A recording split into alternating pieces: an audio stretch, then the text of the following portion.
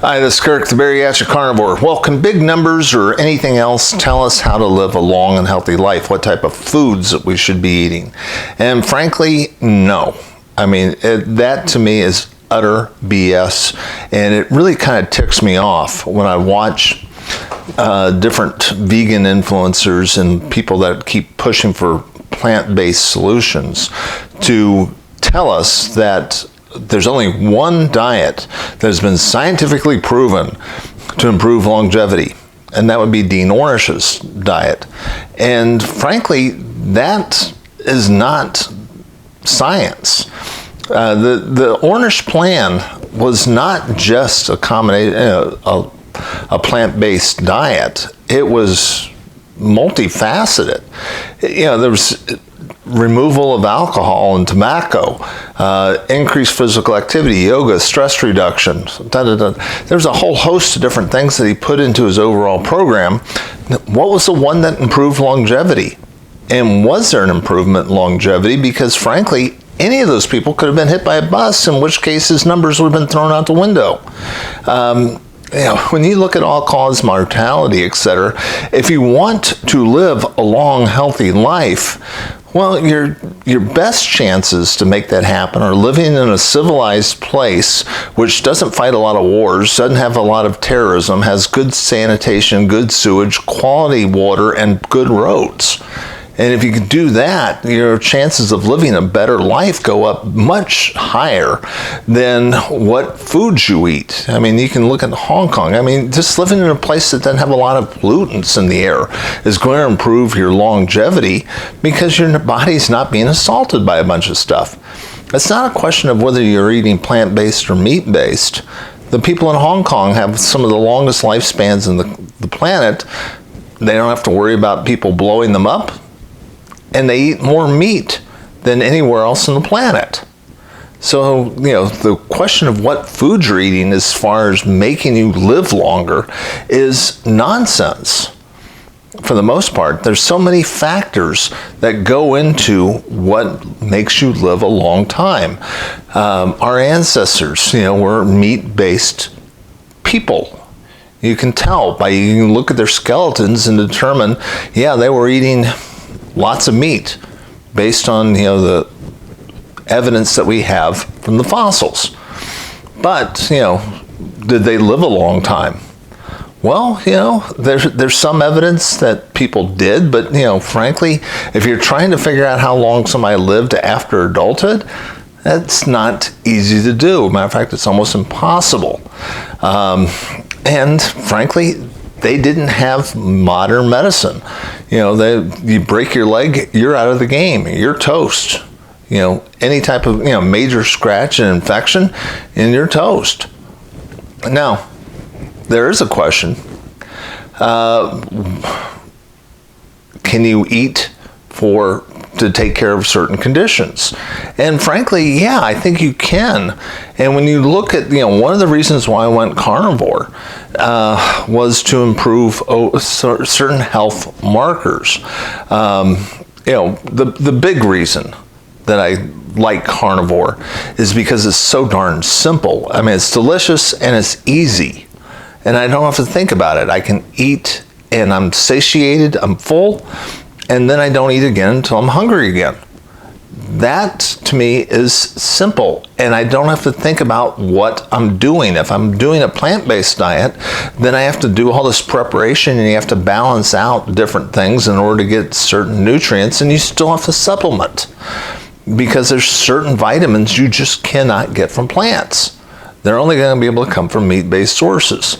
So I don't want to think that hard about it. So that's one reason for it, but there's some other reasons too. I mean, if you want to lower your insulin level, if you need to, lower your A1C, and tell you the truth, one of the cooler things that I noticed a few months after going carnivore was I had a lot more muscle mass. I mean, I was getting stronger, and even though I was older than I had been, I was able to do more physical activity as a carnivore than I could even as a low carb, and certainly much more than I did when I ate a standard American diet. So, there's vitality as well as, any other marker of health that I can think of. When I look at too many people that are plant-based, you can spot them about a mile away. I mean, their skin looks sallow. They don't have any necks. They just don't look healthy. And too many of them suffer from serious fractures as they get older, because the body is not designed to be eating plant-based. That's, my observation on them. Is there any science behind this? No. And frankly, there never will be. I mean, you cannot track diet as, and say that this is going to lead to a longer, healthier life, because there's no way you can scientifically prove it. It would require, locking people up in a prison for an extended period of time and trying to control all the different variables that can go into it, and it just can't be done. So don't buy the nonsense from, zealots on the plant-based stuff that say the only way to be healthy in the long run is to eat plant-based diets. You gotta be able to, all we can look at are certain biomarkers that might improve, but frankly, most biomarkers improve pretty dramatically if you just get off the standard American diet, if you just quit drinking sugar in the form of fruit juice or soft drinks, if you quit doing vegetable seed oils, and if you quit eating ultra-processed food like bread and other stuff that we get, and just eat real whole food, single ingredient stuff, and it doesn't really make any difference whether it's plant-based or meat-based, you're going to get healthier. No ifs, ands, or buts about it. Every biomarker is going to improve if you just get away from the standard American diet. But the question is, we thrive, and to me, I just thrive better on a meat-based diet, and that's where 90% of my calories come from. It's from beef, butter, bacon, and eggs. And that's what's making me feel the best that I can. And I know there are people that will say, look, dude, you just had a heart attack. Yeah, I did. But, that was at 61. I didn't, but when I was 50 years old, I weighed over 300 pounds. I had smoked for 30 years, and I'd only quit a few years before all that happened. I drank heavily until about 6 years ago. I did a lot of damage, for a long time eating a standard American diet. I was not very active. And it's only been in the last few years that I have turned around my health and really started working at it. Now, you may say, well, yeah, but you did that and you still had a heart attack. Yes, I did. That's a fact. That's a reality. But keep in mind, my dad died of a heart attack when he was 52. And he was doing the same stuff that I was doing. But, he was overweight, he was drinking heavily, and he smoked right up until the day he died. Yes, I had open heart surgery. I had a valve replacement. I had 4 bypasses. But look what happened. Within 2 months after having the surgery, I am now back to walking 3 miles a day. I hang on a pull-up bar every morning for 2 minutes.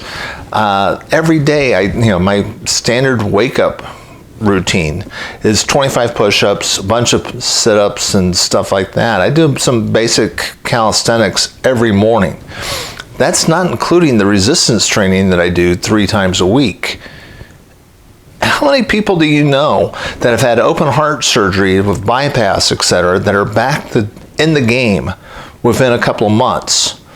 It's not, heart disease does not happen overnight, and it certainly doesn't happen within a couple of years. It takes 30 to 40 years to really destroy your heart. I'm kind of the poster child for that, unfortunately. If I had it to do over again, I would have taken better care of myself. But I didn't. But thankfully, I had, if you're going to have a heart attack, let me tell you, It's better to have one when you're healthy. I mean, the best time to plant a tree was 30 years ago. Second best time is now. The best time to get healthy was 30 years ago. Second best time now, because frankly, bad things can happen. Even if you're, relatively healthy, viruses are going to virus, cancer cells are going to happen. There's a lot of bad things that can happen to you.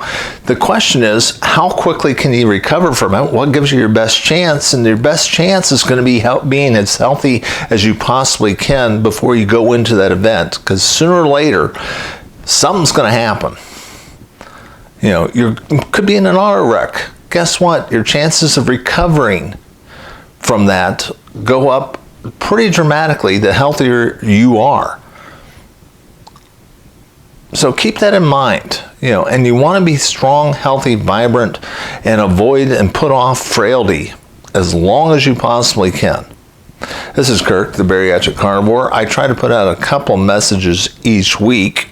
If you like this message, please hit like and subscribe. Remember, in this fight for our health, we are all alone, but we can be all alone in this together. I will talk to you again soon.